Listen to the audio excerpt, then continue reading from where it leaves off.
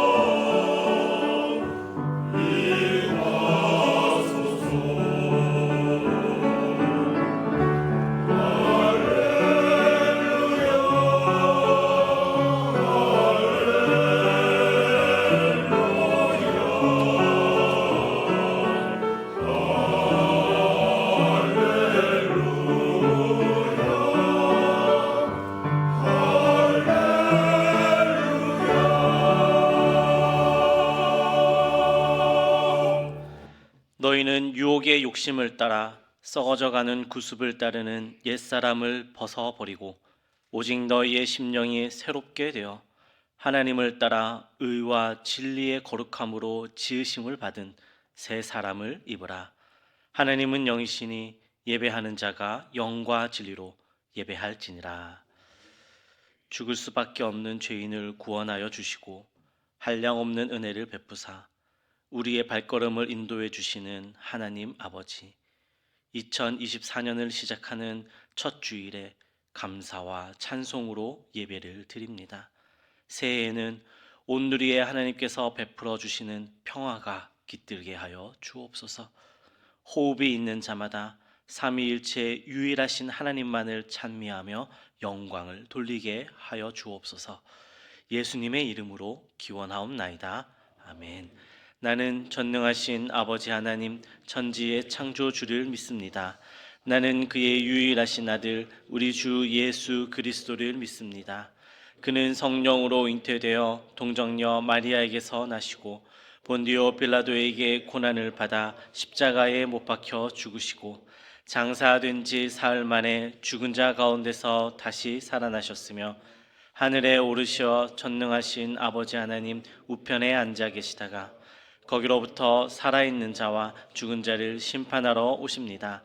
나는 성령을 믿으며 거룩한 공교회와 성도의 교제와 죄를 용서받는 것과 몸의 부활과 영생을 믿습니다. 아멘.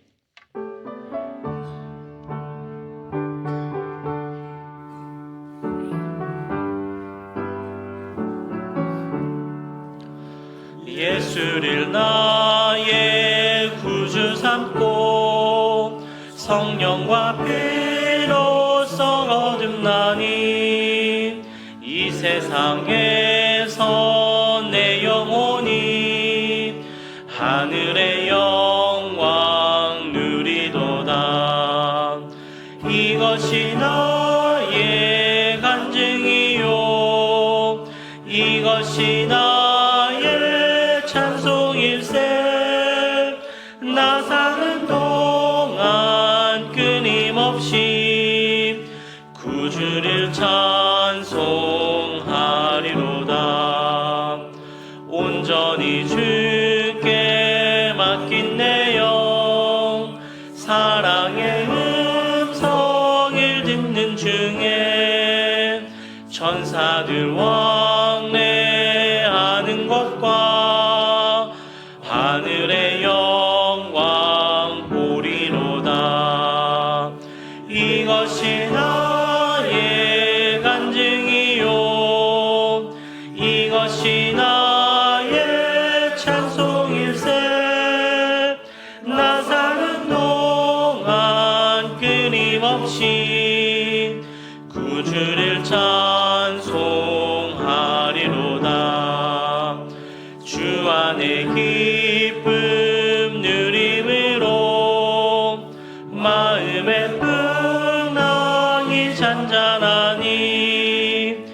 세상과 나는 간 곳 없고 구속한 주만 보이도다. 이것이 나의 간증이요 이것이 나의 찬송일세. 나 사는 동안 끊임없이 구주를 찬송하리로다. 아멘.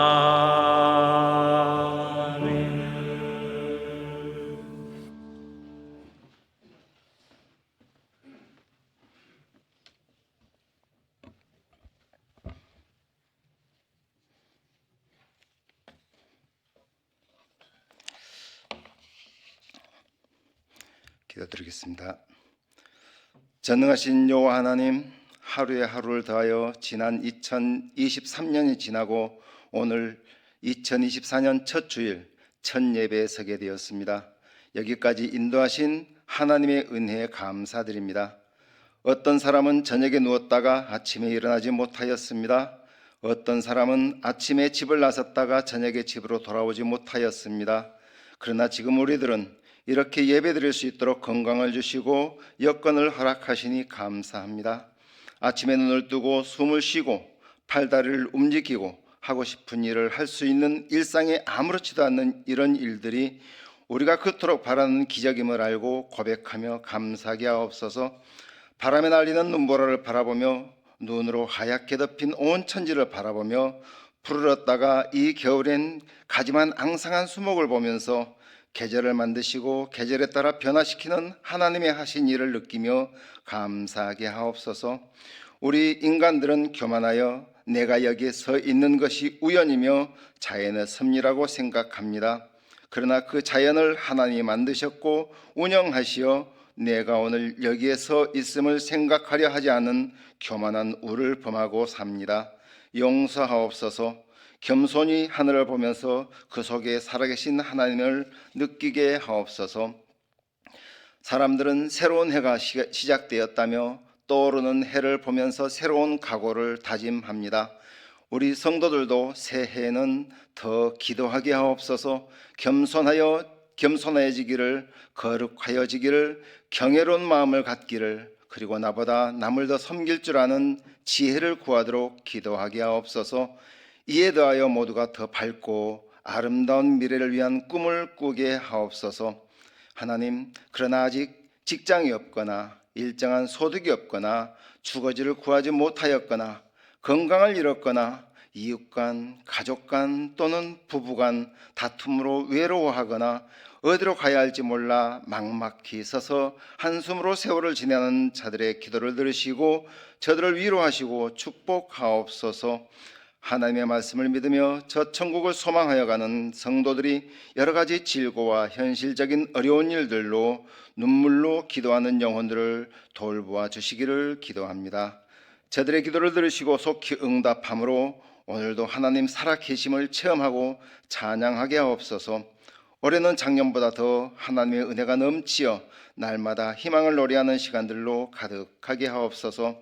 하나님, 우리 대한교회를 세우시고 50년의 시간을 지키시고 인도하여 오늘 여기까지 오게 하시니 감사합니다. 작은 공간에서 드렸던 예배 장소가 50년을 성장하여 이렇듯 훌륭한 공간으로 장성하였습니다.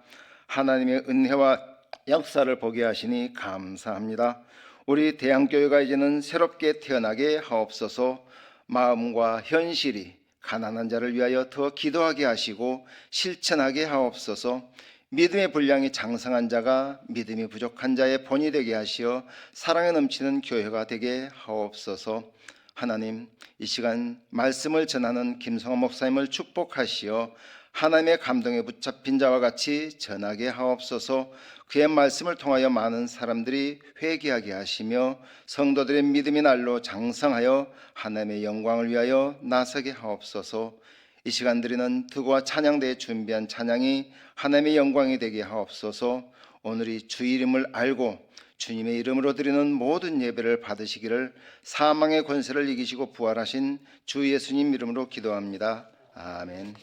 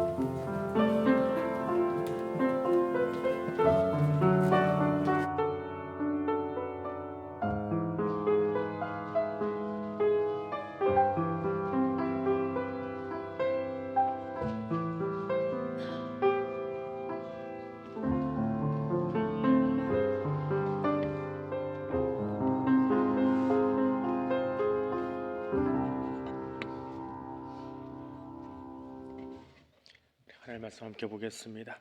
베드로전서 2장 9절의 말씀입니다. 신약성경 378쪽에 있습니다. 베드로전서 2장 9절 말씀 우리 같이 읽겠습니다. 그러나 너희는 택하신 족속이요 왕 같은 제사장들이요 거룩한 나라요 그의 소유가 된 백성이니 이는 너희를 어두운 데서 불러내어 그의 기이한 빛에 들어가게 하신 이에 아름다운 덕을 선포하게 하려 하심이라. 아멘. 나그네라고 하는 호칭이 있습니다. 제가 듣기로는 강원도 원주 지역에서 남편을 일컫는 말이 나그네라고 합니다. 시어머니가 며느리한테 밤새 나그네 왔다 갔냐 하고 물으니까 처음 시집간 이 집사님이 그 뭔 소린가, 우리 집에 누가 다녀갔나 가지고 멀뚱멀뚱 보고 있으니까 너 남편 말이다, 서방 말이다 그러면서 이야기했더라고. 강원도에 있을 때 들은 적이 있습니다. 사전을 찾아보니까 이 나그네가 강원도 사투리는 아니고 전라도하고 충청도 사투리라고 하는 이야기가 또 있더라고요. 근데 방언 사전에도 잘 안 나옵니다. 그냥 자그마한 지역 안에서 쓰고 있는 그런 단어인 것 같습니다. 나그네, 같이 있어주지 못하고 그냥 집에 드나드는 혹은 스쳐 지나가는 사람이기에 호칭을 그렇게 하는 것 같습니다. 나그네 하면 왠지 서러움이 묻어나는, 외로움이 묻어나는 그런 단어입니다. 고향을 떠나서 산다는 것 자체가 나그네인데 떠돌아다녀야 되니까 외로울 수밖에 없지요. 오늘 베드로 전서는 베드로가 아나톨리아라고 하는 반도에 흩어져 있는 그 성도들에게 준 편지입니다. 아나톨리아, 지금의 튀르키예 지역, 성경에서는 아시아라고 일컫는 지역이 아나톨리아 반도라는 이름을 가지고 있습니다. 지구상의 대부분의 반도는 남북으로 뻗어 있습니다. 한반도도 남북으로 길게 뻗은 형태지요. 특이하게 저 아나톨리아 반도는 동서로 뻗어 있는 그런 반도입니다. 마른 반도인데 굉장히 그 지역이 영토가 큰 나라이지요. 저거는 지금 지도는 예수님 당시에 나눠져 있던 로마의 각 주별로 표시가 되어 있는 그런 지도입니다. 아나톨리아라고 하는 이름은 로마의 입장에서 붙여놓은 겁니다. 해 뜨는 동쪽 지역이다라고 하는 표현입니다. 로마 입장에서는 튀르키예가 동쪽에 있고 그쪽에서 해가 뜨니까 동쪽 지역에 있는 반도, 그래서 아나톨리아 반도라고 표현을 합니다. 동서가 교차하는 곳으로 동쪽에 있는 그 무역상들이 로마로 들어가기 위해서 지나가는 그 길 위에 있는 곳, 그래서 다양한 인종, 다양한 문화가 뒤섞여 있는 곳, 그래서 새로운 문화가 들어오는 것에 대해서 낯설지 않은 그런 땅이 아나톨리아 반도, 지금의 튀르키 아시아 지역입니다. 사도 베드로는 본도, 갑바도기아, 아시아, 비두니아에 흩어져 있는 나그네들에게 편지했다. 그 명칭들이 어디냐? 아까 지도에 보면 그냥 튀르키예 안에 있는 각각의 지역들 이름이 그렇게 되어 있습니다. 더 먼 지역도 아니고요. 그러니까 베드로 사도가 지금으로 치면 튀르키예 안에 있는 각각의 흩어져 있는 성도들에게 보낸 편지라고 하는 것입니다. 무역로의 교차점에 있어서 많은 무역상들, 또 고향을 떠나온 사람들이 같이 있던 곳, 거기에도 믿음의 공동체가 있었는데 그들의 정체성이 흩어져 사는 사람들, 스쳐 지나가는 사람들이라고 하는 그런 생각이 있었습니다. 그래서 그들에게, 그 성도들에게, 아나톨리아 지역에 살고 있는 그 성도들에게 너희는 누구냐라고 하는 거죠. 너희는 대체 어떤 사람이냐, 그 정체성을 확인시켜 주는 책이 베드로 전서입니다. 베드로를 통해서 우리에게 들려주는 성도의 정체성이 무엇이냐? 성도는 이 길을 걷고 있는 나그네다. 이 길을 걷고 있는 나그네다. 이렇게 적고 있습니다. 아나톨리아 반도는 사람이 많이 살고 있습니다. 많은 지역은 주로 산악 지역입니다. 지역 토착민보다 무역을 하기 위해서 오고 가는 사람들이 훨씬 많고, 더군다나 로마 제국 안에 있으니까 피식민지 국가 백성들이 있는 남의 나라, 남에게 억압받고 있다. 그럼 고향에 머물러 있기가 참 힘이 듭니다. 손을 비비면서 사는 사람들이 아니라면 우리 일제시대에도 만주로 지식인들이 많이 나가지요. 중국으로 나가고 그래서 임시정부를 차리고 있었던 모습이 있습니다. 그렇게 아나톨리아 반도 안에는 그 당시 정서 때문에 흩어져서 이동하는 사람들이 많은 곳, 세상에 나그네가 많았던 곳입니다. 거기서 예수를 믿다 보니까 그 예수 믿는 사람들도 어떤 사람들이요?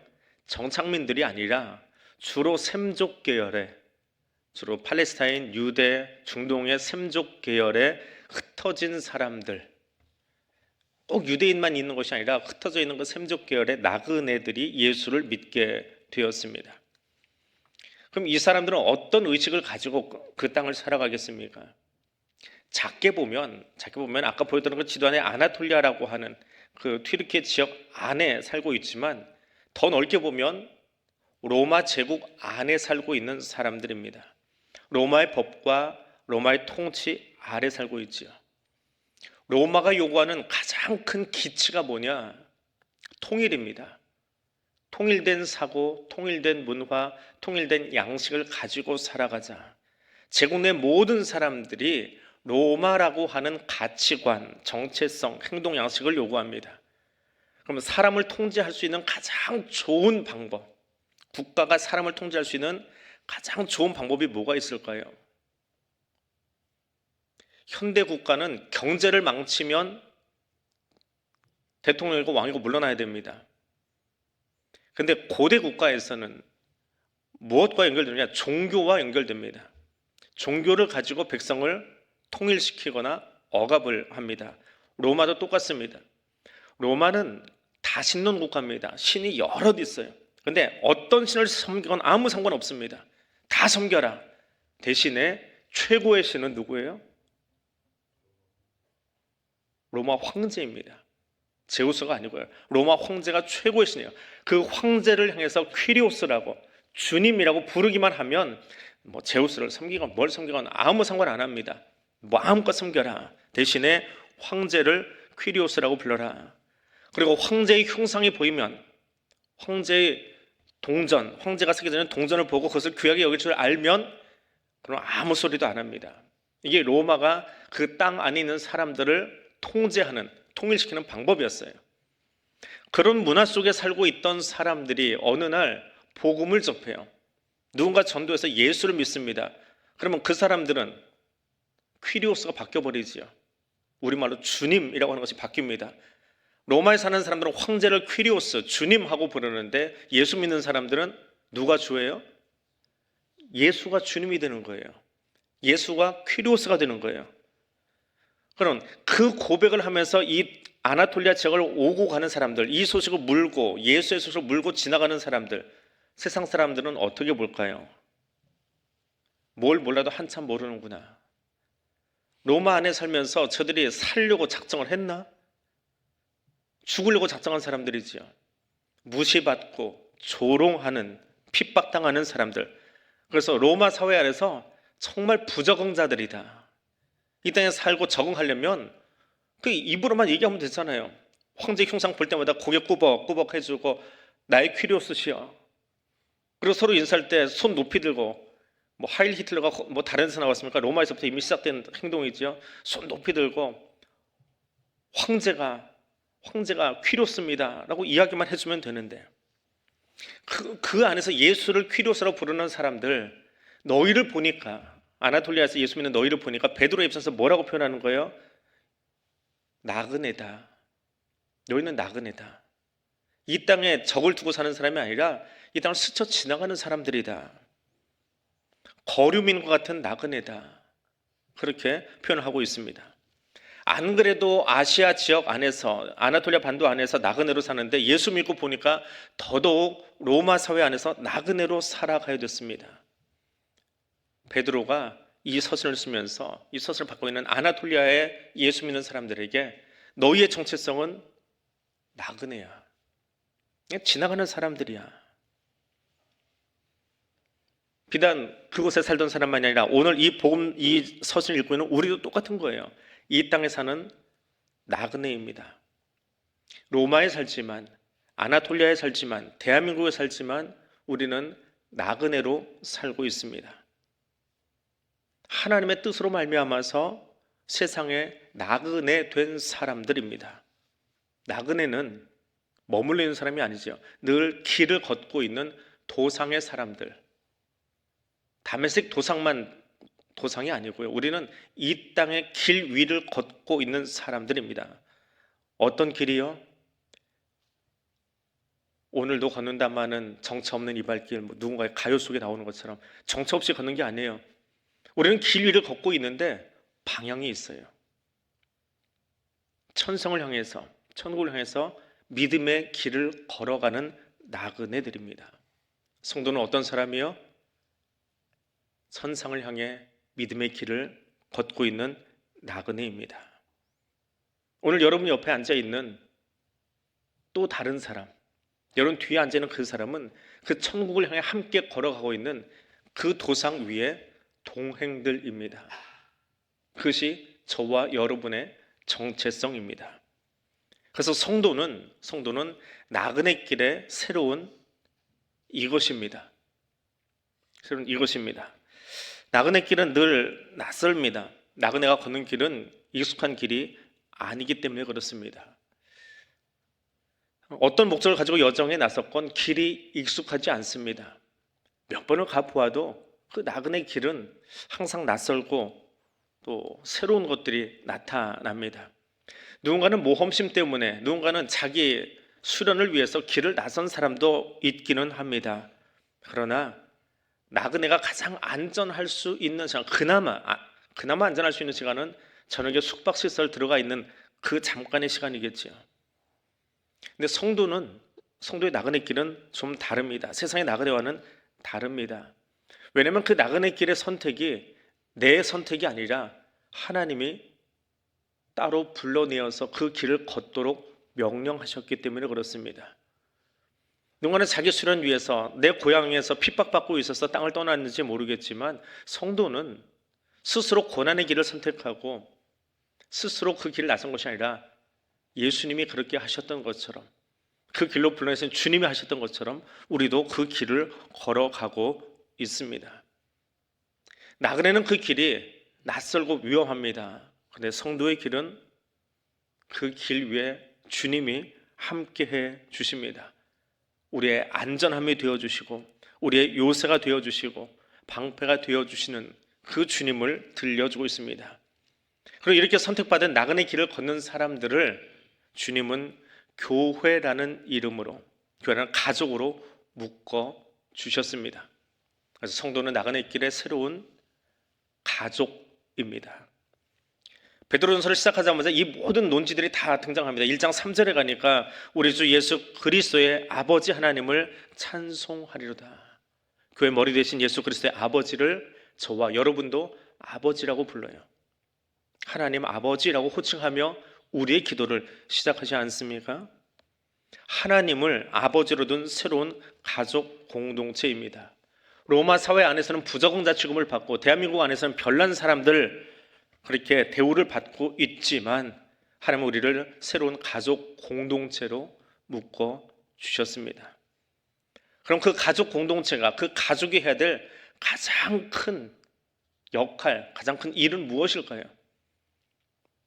1장 22절에서 무엇보다 마음으로 뜨겁게 서로 사랑하라 당부합니다. 세상에서는 외면당하는 사람들이 있지만, 세상에서는 나그네 된 사람들이 있지만 서로를 사랑하라고 말합니다. 언약 안에서 부름 받은 사람들에게 더욱 사랑하라고 이야기합니다. 그것이 아시아 지역에 있는, 오늘 아나톨리아 반도에서 나그네로 길을 걷고 있는 사람들, 그리고 오늘 2024년을 시작하면서 또 새로운 나그네 길을 시작하는 저와 여러분에게 서로를 바라보며 우리가 가져야 될 가장 귀한 일, 서로를 뜨겁게 사랑하라고 당부하십니다. 이렇게 사는 이유가 있습니다. 가족인 우리가 사랑하며 사는 이유가 있습니다. 로마의 법은 통일을 요구한다 그랬지요. 통일을 요구하고 모두에게 관대한 것 같은데 굉장히 편협하게 행동합니다. 로마 시민권자에게는 한없이 관대한 것이 로마법입니다. 그래서 중범죄를 저질러도 십자가형 아니요 함부로 매질도 하지 않습니다. 로마 시민권자는 철저하게 구분되어 있습니다. 다른 매 맞는 노예를 동원해서 때릴지언정 시민권자는 때리지 않습니다. 그런데 노예는 사람 취급하지 않습니다. 아니, 사람이 아닙니다. 그냥 재화입니다. 우리 집에 있는 동전과 똑같은 존재가 노예입니다. 그 노예가 너무 힘들어서 집을 나갔습니다. 도망쳤습니다. 근데 누군가 지나가다가 이 사람이 도망친 노예인 것을 알았어요. 그럼 어떻게 하면 될까요? 가는 노예 붙잡아서 죽여가지고 시체를 돌려보내도 보상금이 나옵니다. 그런 도망간 개만도 못한 존재예요. 그게 로마 사회 안에서 노예를 바라보는 시선입니다.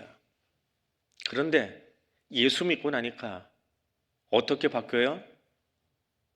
도망간 노예를 바울이 붙잡고 그를 변화시킵니다. 그 노예를 놓쳐버린 혹은 도둑질 당한 주인에게 편지를 씁니다. 도망간 사람이나 혹은 그 도망간 노예를 다시 돌려받을 사람이나 그리스도 안에서 새로운 가족이라고 말하면서 그 편지가 오늘 우리에게도 남아있잖아요. 빌레몬사 안에 오네시모처럼 말입니다. 세상이 이해할 수 없는 사랑의 관계로 살아가는 것, 세상에 통용되는 일반적인 법을 더 뛰어넘어서 그 법을 가지고 살아가는 것이 새로운 가족 관계입니다. 세상처럼 그저 적당히 나 사랑하는 사람 사랑해주고 나 이해해준 사람하고 말 섞고, 그거는 세상 사람들이 하는 모습이고요. 우리는 세상이 이해할 수 없는 그 길에 올라섰지만 그 안에서 새로운 가족 관계를 가지고 살아가는 사람들입니다. 오늘 그 삶을 살아낼 수 있는 저와 여러분 될 수 있기를 원합니다. 이 나그네들은 이것을 들고 걸어갑니다. 나그네는 이것을 들고 걸어갑니다. 그럼 가족이 무엇인가요? 영어 사전이나 독일어 사전이나 이 구글이 좋아서 번역기 돌리면 다 사전까지 번역을 해주니까 나오는데, 우리나라 사전만 가족을 굉장히 넓게 부수 조항들을 많이 써놨어요. 그 영어나 스페인어나 독일어나 다 그렇게 써놨어요.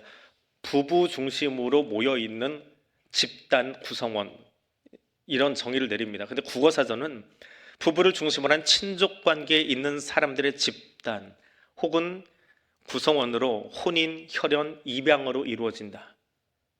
조금 더 넓게 대한민국의 가족의 개념이 다른 나라보다 더 넓어요.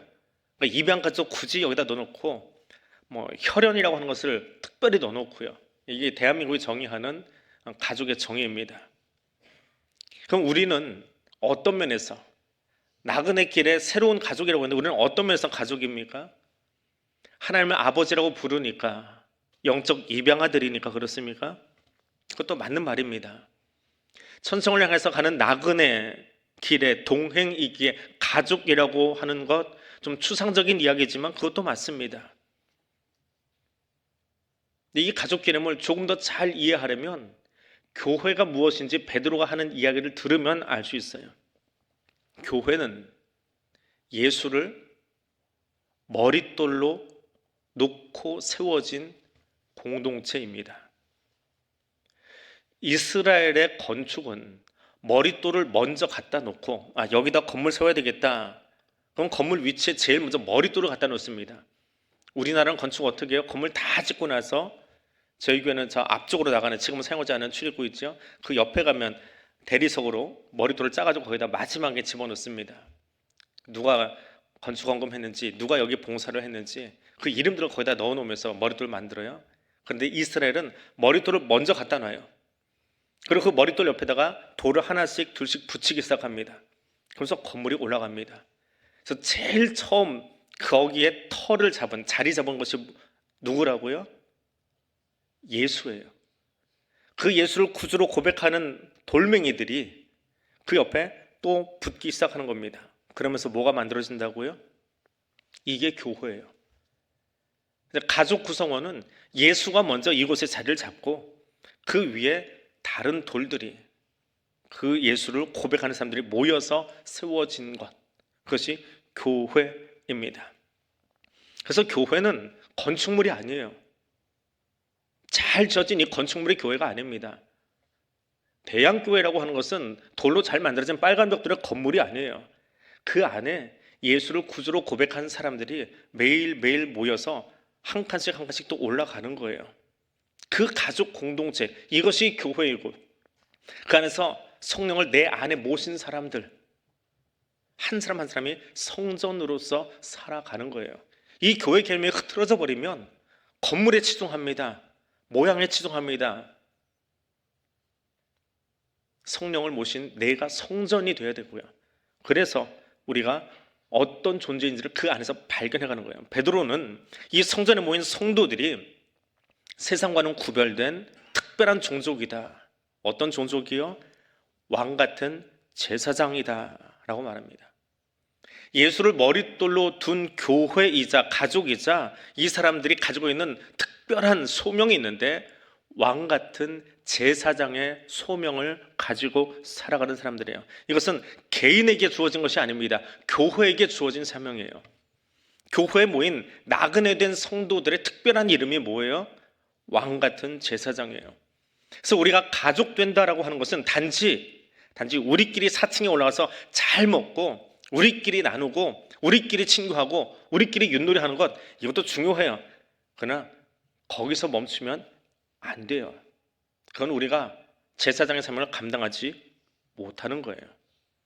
비록 세상이 우리를 이방인 취급하고 나그네 취급하고 때로는 멸시하고 조롱하지만 교회에 맡겨주신 사명이 뭐라고요? 제사장이요. 제사장은 뭐 하는 사람입니까? 어떤 일 하는 사람이에요? 성전을 찾아온 사람들이 죄로 말미암아 죽게 생겼어요. 하나님, 내가 이 죄를 저질렀습니다. 이렇게 잘못했습니다. 그럼 제사장은 뭐 하고 있어야 돼요? 그들을 가로막아서서 하나님 앞에 가서 용서를 구하고 제사 드리는 사람이에요. 그게 교회의 역할이에요. 아, 세상이 잘못됐어요. 저 세상은 망해야 돼요. 저 나쁜 사람들은 파멸해야 돼요. 이거 말하는 게 제사장이 아닙니다. 그건 재판관이에요. 제사장은요, 세상 누구보다 파렴치한 사람들이 쫓아와서 우리 잘못했습니다. 우리 좀 용서해 주세요라고 하면 그 죄를 내 등 뒤에 놓고 내 앞에는 하나님을 모시고 그분들을 가로막아서서 용서받고 나갈 수 있도록, 하나님이 진정으로 저들을 용서하고 새 사람으로 나갈 수 있도록 가로막아 서주는 사람이 교회예요. 대한민국이 잘못하고 있습니까? 대한민국 정치가 어지럽습니까? 세계 경제가 어수선합니까? 그거 가로막아 설 사람이 누구입니까? 백악관이요? 용산이요? 아니요. 교회가 가로막아 서줘야 돼요. 교회가 저들을 가로막아 서주지 않으면 지구촌은, 대한민국은 살 길이 없습니다. 이게 교회예요. 이게 왕 같은 제사장이에요. 그럼 교회는 어떻게 있어야 돼요? 하나님 앞에 서는 제사장은 어떤 자세로 서 있어야 돼요? 거룩해야 합니다. 거룩하지 않은 제사장이 지성소 안에 들어가면 나올 때는 시체로 나옵니다. 제사장이 하나님 앞에 설 때는 늘 그 거룩함을 가지고 나아가는 거예요. 저 백성의 죄를 위해서 가로막아 서 있는 자는 내가 먼저 거룩함을 가지고 나아가야 돼요. 교회와 성도는 거룩해야 됩니다. 거룩해져야 합니다. 예수 닮아야 됩니다. 그리고 나서 왕 같은 제사장으로 살아야 돼요. 기껏 세상 따라가고 세상이 하는 것 부러워한다면 왕의 자격이 없어요. 세상보다 더 뛰어난 가치관을 가지고, 뛰어난 인식을 가지고 세상에서 가로막아서서 저들을 훈계하고 야단치는 것이 아니라 못났지요, 죽었지요, 죄로 말미암아 망한 세상이지요.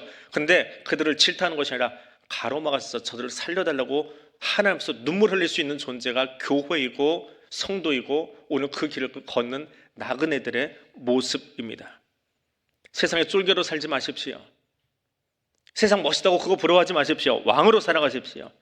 왕은 자기 머리에 왕관 씌워주신 그분을 두려워하며 사는 겁니다.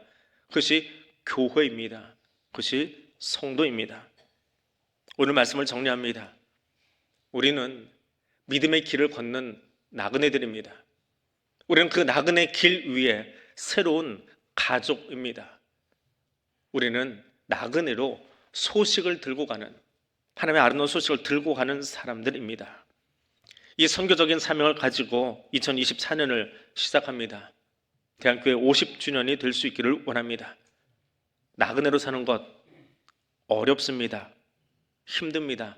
매일 보찜 새로 싸야 되고 매일 새 길 달려가면서 몇 번이고 우리의 신발을 갈아 신어야 되고 지도를 다시 들여보아야 되고 묻고 되물으며 이 길이 안전한지 두드려가며 걸어야 되는 것이 나그네 길 인생입니다.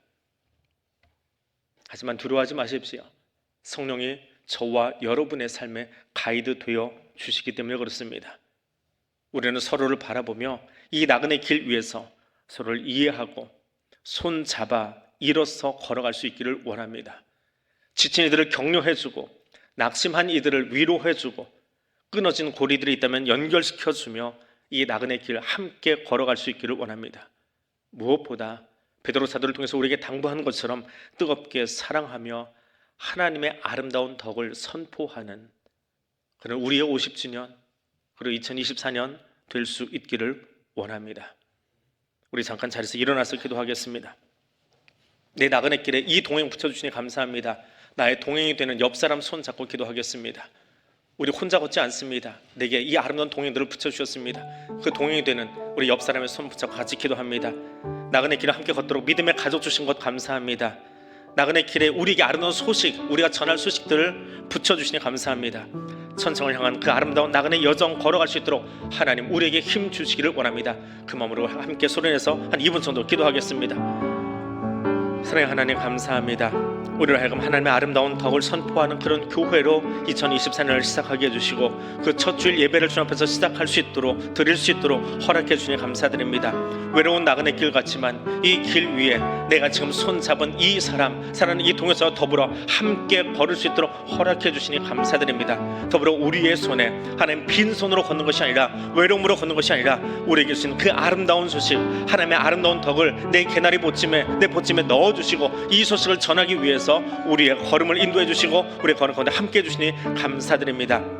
천성을 향해 걸어가는 이 아름다운 나그네 여정 속에 주님 함께 해주시기를 원합니다. 주님의 힘 주시기를 원합니다. 그리고 하나님이 맡겨주신 이 아름다운 소식을 증거하며 나누기 원하여 2024년을 시작하고 대한교회 50주년을 시작할 수 있는 시간 될 수 있기를 원합니다. 우리의 것 자랑하는 것이 아니라 내게 주신 하나님의 아름다움을 선포하고 전하고 나눌 수 있는 예수의 사람들 될 수 있도록 성령님 우리와 함께하여 주옵소서. 그리고 아름다운 이 사랑의 동역 가운데 아름다운 이 선교의 동역 가운데 하나님 우리와 함께 하심을 우리가 선택된 나그네들임을 새로운 가족임을 기뻐하며 즐거워하며 함께 나누는 복된 2024년 될 수 있도록 성령님 우리와 함께하여 주시옵소서. 성삼위 하나님 감사합니다. 우리 손잡고 일어서게 하시니 감사합니다. 예수 안에서 사랑의 동역을 선교의 동역을 하게 하시니 감사합니다. 세상에서 선택된 나그네로 살아갈 때에 우리의 인도자 되어 주시니 감사합니다. 나그네 길에 하나님의 아름다움 그 복음을 들려주시니 감사합니다. 우리가 걷는 나그네 길에서 하나님의 아름다움을 힘껏 전하는 자 되기를 원합니다. 주여 우리의 입술을 주여 우리 대한교회를 주여 나를 사용하옵소서. 성령 하나님 이 아름다움을 잘 전할 수 있는 지혜와 힘도 더하여 주옵소서. 예수님 이름으로 기도드립니다. 아멘. 자리에 앉으십시오.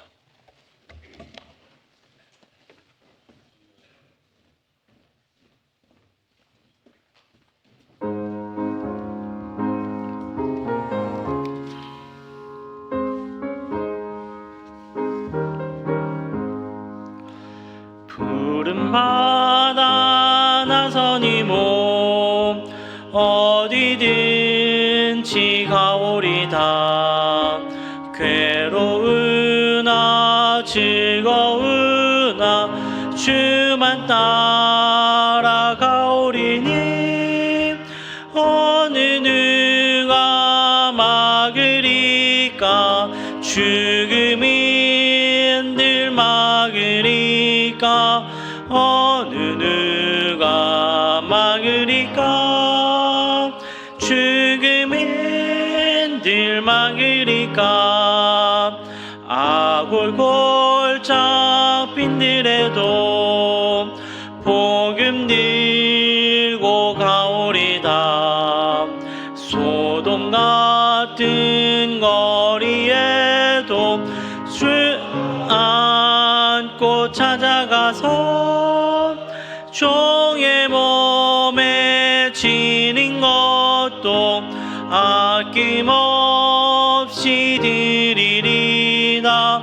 종의 몸에 지닌 것도 아낌없이 드리리다. 권세 주님 홀로 받으소서. 멸시전대 십자가는 제가 지고 가오리다. 이름 없이 빛도 없이 감사하며 섬기리다. 이름 없이 빛도 없이 감사하며 섬기리다.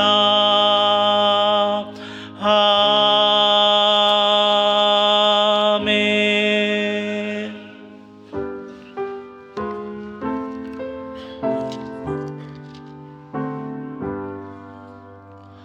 나의 생명 드리니 주여 받아 주셔서 세상 살아갈 동안 찬송하게 하소서.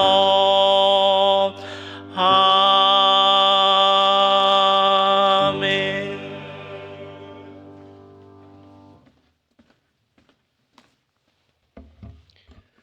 사랑과 은혜의 하나님, 감사합니다. 새날을 시작하게 해주시고 새해를 시작하게 하여 주시고 주와 함께 이 아침을 열 수 있도록 허락하여 주시니 감사드립니다. 나그네로 살아가는 우리의 삶 속에 하나님 임마누엘로 동행하여 주시고 우리의 보호자가 되어 주시고 요새가 되어 주시고 산성이 되어 주시고 우리의 위로자가 되어 주심을 인하여 감사드립니다. 이 아름다운 감사의 고백들을 예물 위에 담았습니다. 그 고백으로 일어서서 나의 삶을, 나의 생명을 주님께 올려드리오니 기쁘게 흠양하여 주시옵소서. 그리고 우리에게 허락하신 대항의 가족이라고 하는 이 아름다운 새로운 가족 공동체 안에서 주님 주신 마음으로 서로를 뜨겁게 사랑하며 내게 맡겨주신 그 아름다운 소식을 들고 나아갈 수 있는 믿음의 권속들 되도록 성령 하나님 우리와 함께하여 주옵소서. 오늘도 주신 말씀을 들고 우리 땅으로 나아가겠습니다. 세상은 여전히 우리를 감당할 수 없는 자들로 여기며 우리를 다른 시선으로 바라보지만 우리가 동행하시는 예수 그리스도 그 보혜사 성령님을 기억하며 의지하며 함께 걸을 수 있는 믿음의 사람들, 믿음의 길을 걷는 나그네들 될 수 있도록 주여 함께하여 주옵소서. 예수님 이름으로 기도드립니다. 아멘. 이제 다 일어나셔서 500장 1절 찬송 함께 하겠습니다.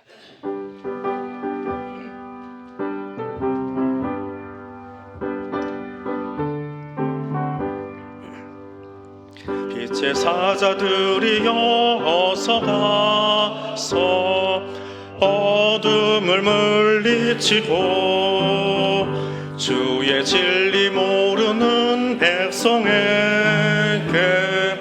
복음의 빛 비춰라.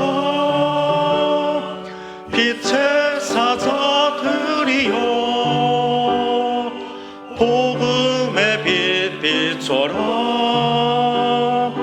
죄로 든 밤 밝게 비춰라. 빛의 사자들이여. 이제는 우리 주님 예수 그리스도의 은혜와 하나님 아버지의 크고 놀라우신 사랑과 성령 하나님의 교통하시며 인도하여 주시는 은총이 우리를 나그네로 부르신 그 주님의 부르심에 감사하며 우리에게 맡겨주신 그 아름다운 소식을 들고 우리의 삶에서 나가는 백성들 위해 지금부터 영원토록 함께하여 주시기를 간절히 축원하옵나이다. 아멘.